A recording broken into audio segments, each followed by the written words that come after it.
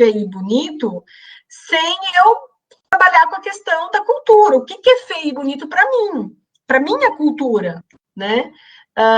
Deu para entender? Então, é óbvio que o olho pensa. Eles achavam que não, que era possível de treinar um observador tanto, né, que esse observador pudesse separar o que é julgamento cultural do que é observação. Vejam nesse slide número 4. Claro, automaticamente a gente já relaciona com as experiências anteriores, muito bem. Vejam como ele vai descrever. Eu até fiz uma cópia do texto, né, para vocês imaginarem a piração. Percebe-se o espírito mecanicista da época nesse trecho. Olha lá, nos seus relatos de pesquisa publicado, os observadores eram chamados de reagentes. Ele, Titchener, os enxergava como instrumentos mecânicos de registro, que reagiam e respondiam de forma objetiva às observações da característica do estímulo observado. Nas palavras do próprio autor, tem que fechar aqui, nas palavras do próprio autor, ao prestar atenção no fenômeno, o observador da psicologia, assim como o observador da física, esclarece completamente de atributos de atenção subjetiva ao estado de observação. Os observadores, como é de nosso conhecimento, são treinados, seu estado de observação já está mecanizado. Quer dizer, ele tinha alguma ilusão de que treinando esses observadores, esses experimentadores, né, esses cobaias do seu laboratório, era possível que esses cobaias jogassem a cultura de lado, suas experiências anteriores, e fizessem uma descrição simples do objeto. É a partir dessa descrição simples, então, que ele vai decodificar o que tem na mente, como se fosse possível, galera do surf, como se fosse possível diferenciar, fazer diferença entre elementos externos da mente, como a cultura, a linguagem, etc., e elementos internos da mente, como a sensação e a percepção, que é onde eles vão chegar na grande conclusão, né?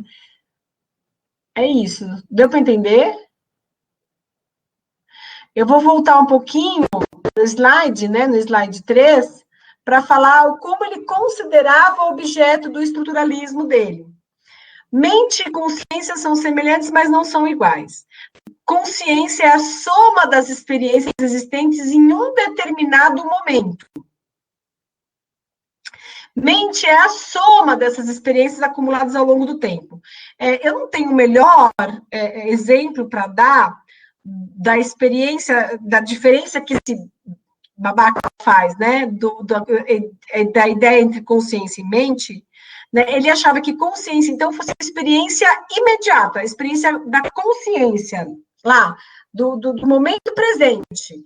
Por exemplo, a diferença que tem a sua consciência, não tem um exemplo melhor para dar do que esse, a experiência da sua consciência, quando ela está alterada, de quando ela está sã, consciente e saudável. Por exemplo, quando você bebe, não sei quantos copos de cerveja ou de qualquer bebida você precisa beber para ficar alterado, né? Mas a experiência da consciência, então, consciência é isso, é aquilo que você precisa neste momento, né? Para o estruturalismo, né? E mente não, mente é a mente como um todo, né? Como você funciona, né? Ele fazia essa diferença, né? Por exemplo, vou usar consciência e hoje a gente não faz mais essa diferenciação. Hoje, para nós, tudo é consciência. Por exemplo, quando eu digo assim, consciência de si, né? Consciência de quem você é o que ele chamaria de mente. É um estado mais global. Eu tenho consciência de quem eu sou, Regina. Não só no momento presente, mas desta entidade consciente chamada Regina. Deu para entender? Enquanto que consciência, para ele, seria mais um estado de avaliação presente.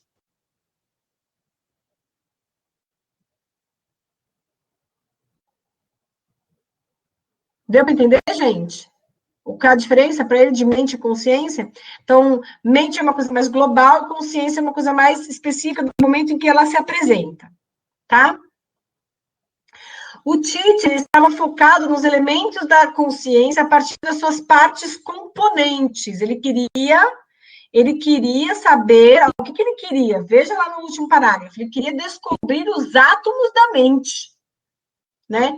Por que ele queria saber os átomos da mente? Ele é louco? Não, porque todo mundo nas ciências naturais estava buscando saber a unidade indivisível. Isso, Gabi, pode ser. O que é, vou voltar aqui, porque eu estou gravando. O objetivo do Titchener era descobrir os átomos da mente. Isso mesmo. Agora tá certo. Por que ele estava querendo saber o átomo da mente, né? Porque todas as ciências naturais, nesta época, estão querendo conhecer, estão querendo chegar na unidade indivisível. A física estava buscando a unidade indivisível da matéria, que naquela época eles achavam que era o átomo. Depois eles vão descobrir os nêutrons, os elétrons, né, e todo o resto das unidades que dividem o átomo. Mas naquela época, o átomo, a descoberta do átomo, gente, bem, imagina que a descoberta do átomo, a gente está em 1900, a gente está buscando as partículas, a gente está descobrindo as partículas radioativas. Né? Então, a física estava descobrindo o átomo, né? Quando ela estava descobrindo o átomo, ela estava descobrindo os elétrons, os nêutrons. Então, naquela época, se achava que o átomo era a unidade indivisível. Naquela época, se achava que a célula, né? A gente agora pode falar da biologia, da histologia, né? Que a célula era uma unidade indivisível, né?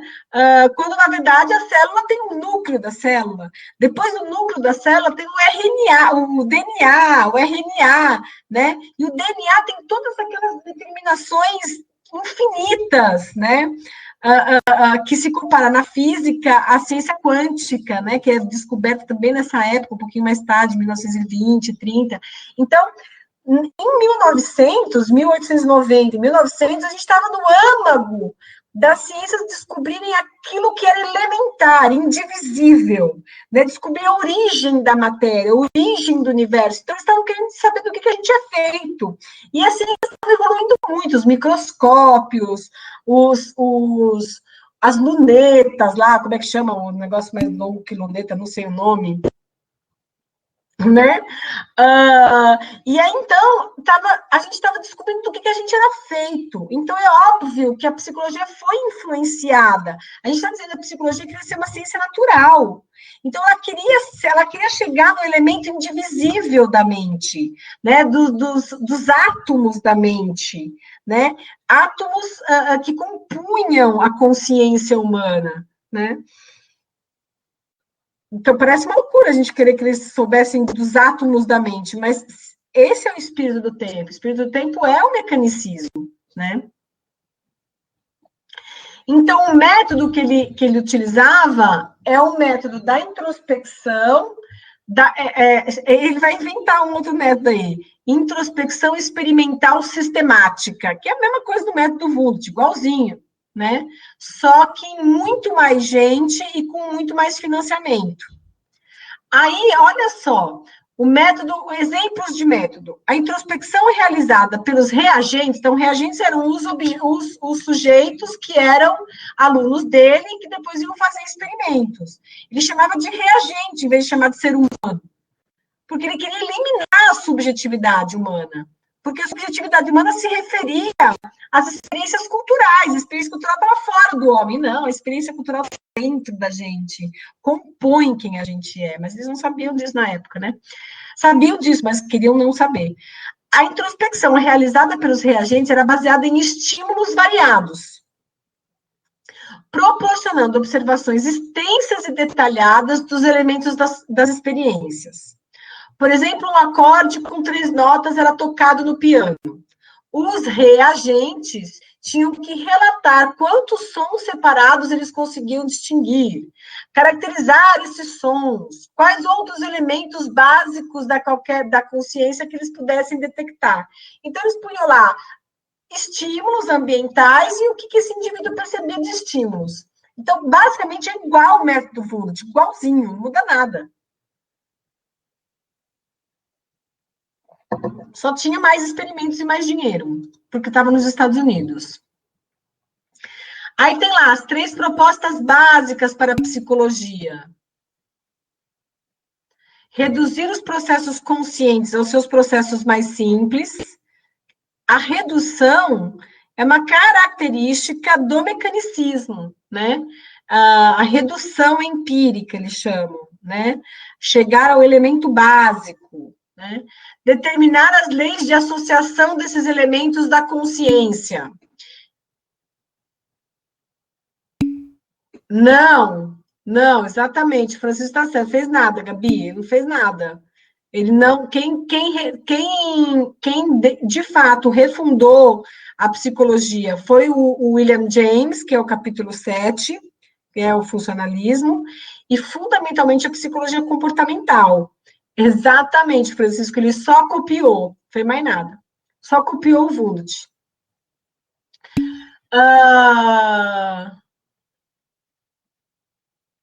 Não, ele não refunda, não. Ele estava bem lá na linha do Wundt mesmo, só que ele tinha mais poder e mais dinheiro, porque ele estava nos Estados Unidos, né? Os Estados Unidos em ascensão, né? Por conta da evolução econômica, por conta dos direitos legalistas norte-americanos. Então, ele está num país extremamente rico, num momento extremamente propício, se achando o centro do mundo, mas ele caiu, né? Ele não suportou a chegada da psicologia comportamental. Exatamente, muito bem, Francisco. Francisco está comigo, Francisco está seguindo. Então, 3 propostas básicas para a psicologia: reduzir os processos conscientes aos seus componentes mais simples, determinar as leis de associação, Deus me livre, isso não cai na prova, hein, gente? Determinar as leis de associação desses elementos e conectar os seus elementos às condições fisiológicas. Por que eu estou falando desses elementos, né? Por que eu estou falando das 3 propostas básicas? Por que a gente está falando das 3 propostas básicas, né? Porque uma delas é fundamental, que é que a gente entenda que ele queria descobrir os elementos da experiência consciente, os elementos atômicos da experiência consciente, e saber como é que eles se conectavam. Só que ele não vai conseguir fazer isso, é por isso que ele morre. Porque você vai ver quais as críticas feitas a ele. Então, a que conclusões ele chega? Como Wundt, que embora o método dele não tenha servido para muita coisa, que a ciência dele fosse muito frágil, o Wundt deixa heranças importantes para nós, né? Eu falei para vocês, o Wundt tem uma importância histórica muito quando ele faz a psicologia cultural, né? Ele funda a psicologia social ali, né? Grandes autores vão usar o Wundt como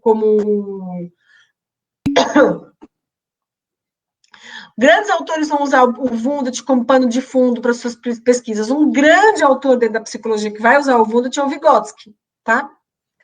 Lá, o russo, né, que fundou a psicologia sociocultural.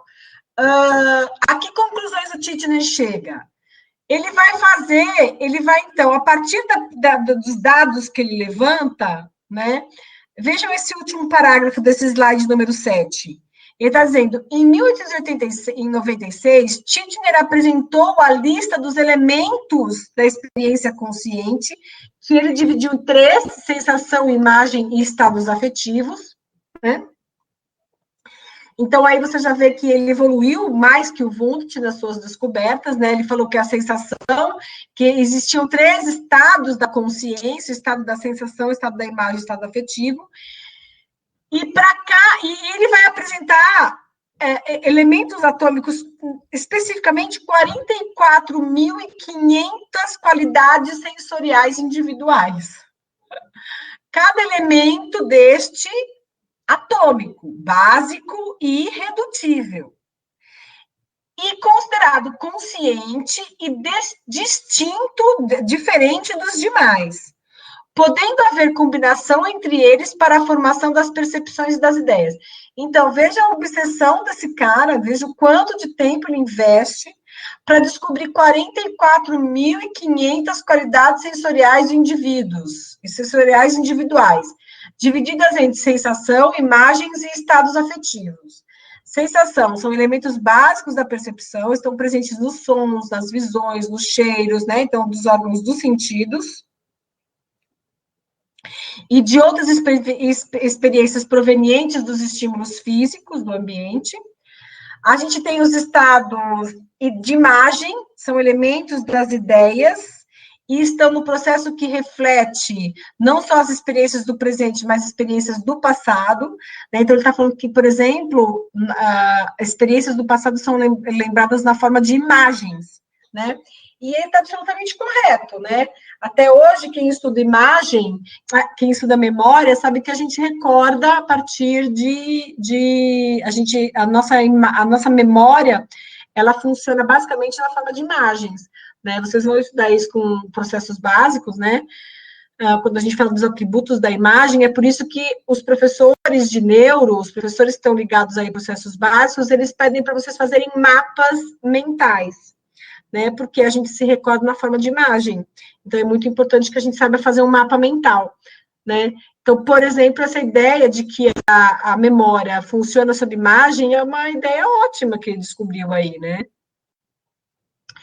E outro estado afetivo, e outro estado da consciência é o estado afetivo, que se refere, obviamente, às emoções e às experiências afetivas, como ódio, amor, tristeza. Tá? Então, só para vocês imaginarem a loucura do Titchener, ele chega em 44.500 qualidades sensoriais desses indivíduos. Aí começa essa crítica a ele, né? Então, o que ele defendia? Ele defendia que a psicologia experimental devia ser uma ciência pura. O que é uma ciência pura? Como a matemática, como algumas áreas da matemática não são aplicáveis, ela é uma ciência pura, tá? Não deve se preocupar com a aplicação do conhecimento psicológico. A psicologia não se propõe para ele, para o Titchener, por isso que ele morre, né? Por isso que morre nele, né? A psicologia não se propõe a curar mentes doentias nem reformar a sociedade. O único propósito legítimo da psicologia é descobrir os fatos estruturais da mente. Por isso ele é chamado de estruturalista, porque ele não via nenhuma aplicabilidade na sua prática, na sua pesquisa. Ele não queria ver, ele queria que a psicologia fosse uma ciência pura, uma ciência puramente de investigação laboratorial, experimental, e que não tivesse nenhuma utilidade aplicável, né? Então, veja, é por isso que ele cai, por isso que ele não é mais usado. Críticas ao estruturalismo, modelo de mente ultrapassado, né? O modelo mecanicista, ele é ultrapassado fundamentalmente por duas escolas que vinham chegando, que é a escola do funcionalismo e a escola behaviorista, né, da psicologia do comportamental que surge nos Estados Unidos. Né? Então, começa a ser um modelo de mente ultrapassado. Vejam, por exemplo, que a psicologia comportamental, que surge lá com o Skinner e com o Wundt, com o Skinner e com o Watson, né? A psicologia comportamental, ela dizia que isso dá a consciência. A consciência é um elemento puramente hipotético e abstrato. A gente tem que se limitar no estudo daquilo que a gente pode observar. E aí eles elegem o comportamento como objeto da psicologia. E aí, sim, eles têm uma psicologia altamente funcional, altamente aplicável. Por quê? Porque estudando o comportamento humano, eles conseguem chegar a inúmeras conclusões sobre como é que nós nos comportamos, né? Por exemplo, eles vão avaliar a importância dos reforçamentos sociais, né? Dos reforçamentos positivos, por exemplo, o quanto que aumenta a frequência um comportamento que é reforçado positivamente. Então, essas leis gerais sobre a psicologia comportamental, elas vão ser extremamente úteis para a sociedade como um todo, para a medicina, para o tratamento de doenças, para entender como que a gente funcionava, para entender como motivar um comportamento, como eliminar um comportamento. Então, a psicologia que vinha surgindo, que na verdade surge lá em 1917 com o Watson com Skinner, que é a psicologia comportamental, ela acaba de vez com o estruturalismo. Ela vai dizer, que estruturadamente o cacete? A gente tem que entender o que acontece no que a gente pode observar, né? E, de outro lado, a gente tinha o funcionalismo do William James, que é anterior, que é bem da época do Titchener, né? Que a gente vai ver na semana que vem, que era uma psicologia, o Titchener diz, né? O William James, né? Que é o segmento dessa aula de hoje, o William James vai dizer que era necessário fazer uma psicologia que desse conta de resolver problemas sociais, problemas individuais, né? E aí, então, isso acaba com o estruturalismo do Titchener, tá? Então, críticas ao estruturalismo, modelo de mente ultrapassado, método falho e tendencioso, pois só tinha aparência de neutralidade, mas era impossível que o observador fosse neutro. Olha lá, era impossível resgatar. E outra coisa importante é que era impossível resgatar a totalidade da experiência do sujeito partindo da combinação ou da associação desses 44.500 elementos da experiência consciente, né? Então, eles vão dizer, é impossível, o que o Titchener está fazendo, que é enumerar essas qualidades sensoriais da percepção, não serve para nada, porque a gente conhecendo esses elementos, a gente não reconstrói nenhuma experiência do sujeito, então não serve para nada, de fato, né? Isto é, a partir das partes não se observa o todo da mente. E é por isso que o Titchener morre.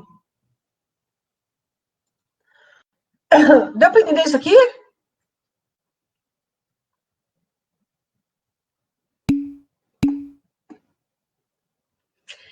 Então eu acho, na boa.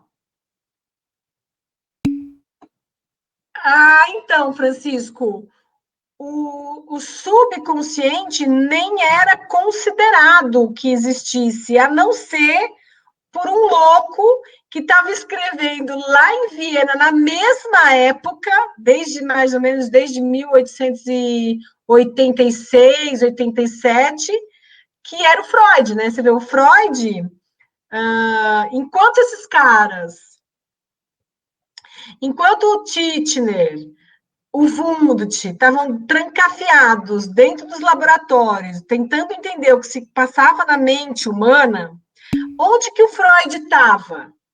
Onde que o Freud estava? O Freud estava dentro dos hospitais psiquiátricos, dentro do manicômio, né? Ele fez a formação dele em medicina e ele estuda trabalhar com doido, né? Ele escolhe trabalhar com parte da sociedade. Pelo amor de Deus, a única coisa que eu falo para vocês, não assistam a série Freud. Não assistam. Risquem ela do Netflix de vocês. Ela é horrível. Ela é um desrespeito à psicanálise, uma coisa medonha, né? Nada a ver com o que aconteceu de fato.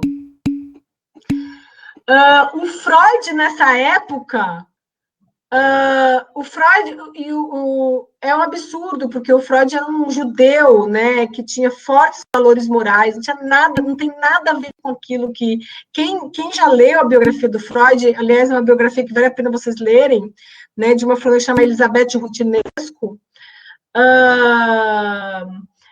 que é muito interessante, que fala sobre a vida do Freud, né? O Freud não tinha nada de seita, nada de ocultismo, era um cara extremamente rigoroso nos seus métodos, né? Mas era um cara que estudava doida, estudava mulher doida, porque as mulheres, únicas pessoas que eram internadas nos manicômios eram mulheres. Porque os homens, eles eram considerados excêntricos, não malucos, né?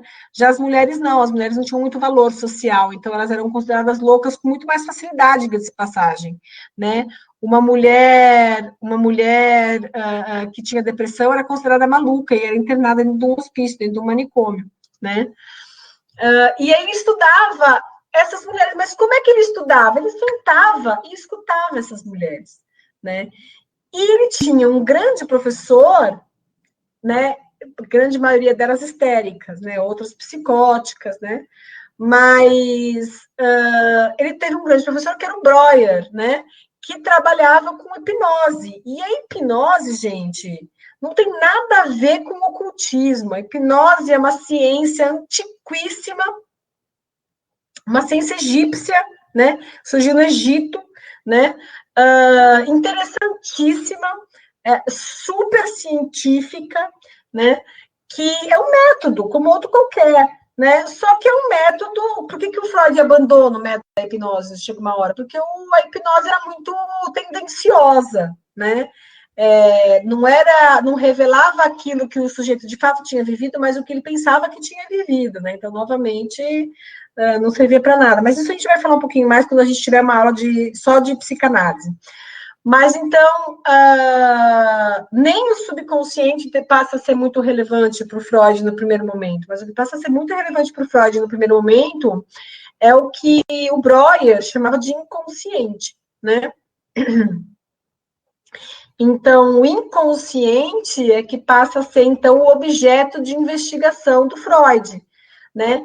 Que enquanto uns estavam tentando entender como é que funcionava a mente desperta, né, consciente, o Freud estava entendendo como é que funcionava a mente oculta, né, a inconsciente. E aí, então, ele passa a fazer uma série de métodos, ele constrói um método, chama método clínico, né, estudo de caso, que ele funda, na verdade, quem funda o método clínico é a medicina, a partir do estudo de casos específicos que se descobria a cura, e ele faz a mesma coisa com essas pessoas. Quem não falar do Freud com carinho é maluco, amiga. Tenha consciência disso, porque o Freud é um grande revolucionário, né? Ele foi tido como uma pessoa muito louca na época dele, né? Principalmente no primeiro livro dele, né? Que é o Análise dos Sonhos. Mas ele passou a ser uma pessoa, um cientista extremamente respeitado, não só na psicologia, mas em todas as ciências humanas, todas as ciências sociais, né? Ele revolucionou o conceito de inconsciente, o conceito de pulsão de vida, pulsão de morte, o conceito de desejo, o conceito de libido sexual, mudou a história das ciências humanas e exatas, né? Então, pode ser que algumas pessoas discutam o método freudiano, né? Que, de fato, tem muita gente que discute o método, mas as descobertas sobre o inconsciente são maravilhosas, né? Exatamente, Gabriel, exatamente. Por isso que ele não estuda, ele desiste da hipnose. Chega uma hora da vida que ele desiste da hipnose, porque ele achava que o acesso ao inconsciente devia ser uma atividade consciente do sujeito, não inconsciente, tá? Então, é isso, né? Então, de um lado, a gente tem o Wundt, o Titchener, o próprio William James, que vocês vão ver na semana que vem comigo, depois os autores da Gestalt, né, que vão continuar estudando o fenômeno da consciência, eles vão se prender neste fenômeno, que é a experiência consciente. Vocês vão ver com a Gestalt, por exemplo, como, de fato, isso revela muito sobre o funcionamento do indivíduo, como eu me percebo, como eu percebo o mundo, né, é determinante para eu agir, né, para eu agir. Então, de fato, investigar como eu percebo o mundo é muito importante, né. Mas aí a gente tem surgindo outros objetos da psicologia. Então, de um lado, a gente tem a consciência ainda como grande elemento da psicologia, né, para alguns autores, como, por exemplo, os teóricos da Gestalt, né? Aí, de outro lado, a gente tem De outro lado, a gente tem os psicólogos do comportamento, né, que é a psicologia comportamental, que vão se debruçar sobre um objeto específico, que é o comportamento humano, né, que são os psicólogos comportamentalistas. Aí, primeiro, eles são chamados psicólogos comportamentais radicais, depois eles são chamados psicólogos comportamentais, depois eles são chamados psicólogos cognitivo-comportamentais, né, que é aí a linha que segue a professora Cláudia, que vocês têm aula, etc., né. Aí a gente vai ter a fundação de outros diversos objetos, por exemplo, teóricos que estudam a construção da personalidade, né? Quem estuda a personalidade é o professor Paulo, por exemplo. Teóricos da mente, que estudam a mente, psicologia, a professora Simone, por exemplo, que estuda especificamente como a mente funciona, né? Bem nesse sentido descritivo, funcional da mente, como é que a mente funciona, né? Então, são aí professora Simone, professor Renan, que vocês não conheceram, espero que vocês tenham a oportunidade de conhecer no curso, né? Então, aí são esses objetos da psicologia que vão surgindo múltiplos a partir da década de 20, né? A partir da década de 20, e que vão fazendo seus campos aí. Então, isso que eu estou explicando agora é o capítulo 8. Então, a gente tem o capítulo 7, que é o William James, e o capítulo 8, que é a psicologia aplicada, tá? Então, eu vou deixar o capítulo 7 para a aula que vem, porque senão fica muito cansativo. Eu já estou muito cansado de falar aqui no computador. Vocês topam deixar para a semana que vem o capítulo 7? A gente tem tempo.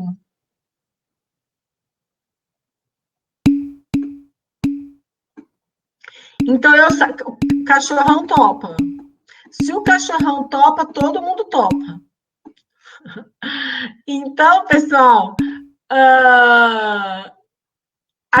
então, vocês, para a semana que vem, vocês mandam o capítulo 7, vocês leiam o capítulo 7, e aí eu vou deixar aberto o sistema para vocês entregarem as questões do capítulo 5 e do capítulo 7 juntas, mas só na sexta-feira que vem.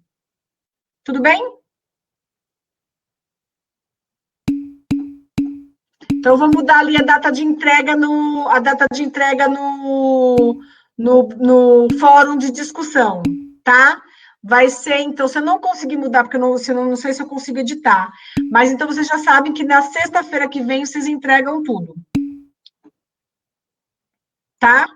Exato, tempo de ler mais e, fundamentalmente, ler o capítulo 7, que é muito legal, vocês vão adorar. O que caiu do céu, amiga? Sexta-feira, próxima semana. Sexta-feira. Ai, gente, terça-feira que vem não tem aula. Entendi. Então, só no dia 21 a gente vai se encontrar. E aí, então, eu deixo até o dia 24 para vocês responderem, tá? Fechou? Então, tá bom, galera do Surfei.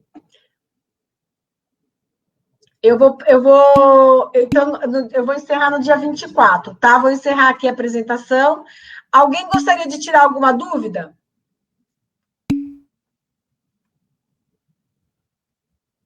Responde o tio. O que o tio quer? Quem já fez pode mandar? Quem já fez o capítulo 5 e 7, claro que pode, meu amor. Pode mandar sim. A gente vai estudar o Freud, Gabi, a graduação inteira. Todo semestre tem uma matéria de Freud, mas a gente vai ter uma aula sobre Freud nessa disciplina, se Deus quiser, e Virgem Maria ajudar.